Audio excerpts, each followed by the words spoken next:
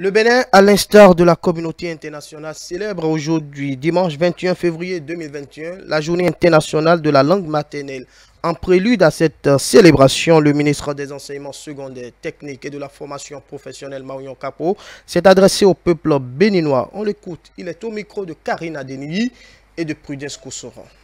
Béninoises, Béninois, chers compatriotes, à l'occasion de la célébration le 21 février 2021 de la Journée internationale de la langue maternelle, je voudrais réitérer à toute la communauté béninoise tout l'engagement du gouvernement à œuvrer pour l'instauration et la pérennité de la diversité linguistique, gage d'un développement durable.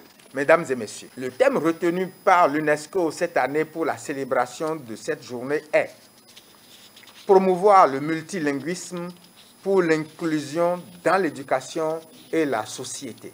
Ce thème montre combien la promotion du multilinguisme, vecteur fondamental de l'éducation, favorise le brassage interculturel des peuples. Mesdames et messieurs, au-delà d'un moyen de communication, la langue est toute l'identité de l'homme.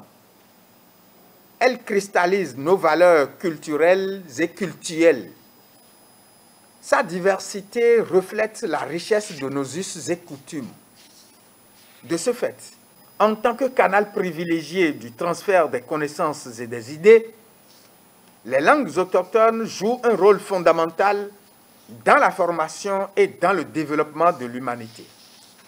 C'est dans ce processus que l'article 29 de la Convention des Nations Unies relative aux droits de l'enfant stipule clairement: les États parties conviennent que l'éducation de l'enfant doit viser à lui indiquer et inculquer le respect de ses parents, de son identité, de sa langue et de ses valeurs culturelles, ainsi que le respect des valeurs nationales du pays dans lequel il vit, du pays duquel il peut être originaire et des civilisations différentes de la sienne.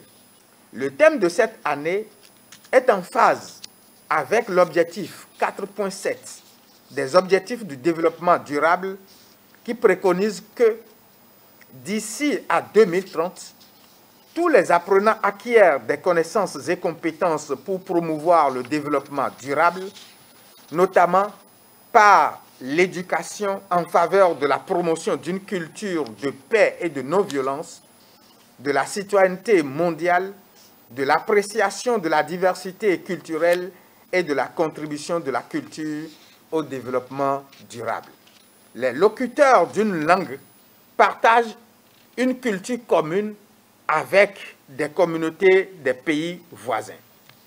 C'est à ce titre qu'il faut saluer les réformes courageuses introduites par le gouvernement dans son programme d'action à travers le projet Assurance pour le renforcement du capital humain, ARCH, qui accorde une place importante à la valorisation des langues autochtones dans la formation professionnelle de nos compatriotes. De même, la loi 97-029 du 15 janvier 1999 portant organisation des communes en République du Bénin mentionne: la commune doit veiller à la promotion des langues nationales en vue de leur utilisation sous forme écrite et orale. Le gouvernement, donc, à travers cette loi, met en relief toute l'attention particulière qu'il accorde à la défense de la diversité linguistique. Sa volonté de valoriser les langues maternelles s'observe à travers l'élaboration des programmes d'alphabétisation dans les langues autochtones et la traduction des tests dans les dites langues.